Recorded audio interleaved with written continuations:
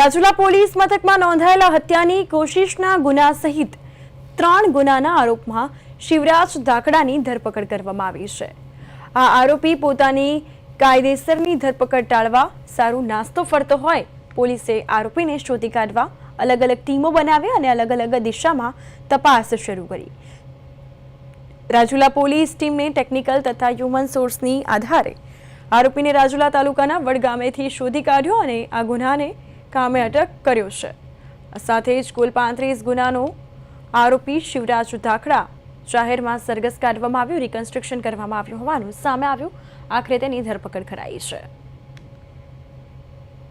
Rajula police સ્ટેશનમાં 3 ગુનામાં નાસ્તો ફરતો આરોપી શિવરાજ વાલાભાઈ ધાકડા રહેવાસી વડ તાલુકો રાજુલા કે જેણે રાજુલામાં પેટ્રોલ પંપમાં કર્મચારીઓ સાથે ગાળાગાળી મારામારી કરી, પેટ્રોલ પંપમાં આગ લગાડેલ તેમજ ત્યાં પેટ્રોલ પંપ પ્રિમાઇસીસમાં પડેલ એક ટ્રક કે જેમાં ડ્રાઈવર હાજર હતો એ ટ્રકમાં પણ આગ લગાડેલ અને મારી નાખવાની કોશિશ કરેલ તેમજ આ કામની ફરિયાદ પેટ્રોલ પંપ માલિકે કરેલ તો તેને પણ ગાળાગાળી કરી અને ફરિયાદ પરત ખેંચવા માટે ધમકી આપેલી।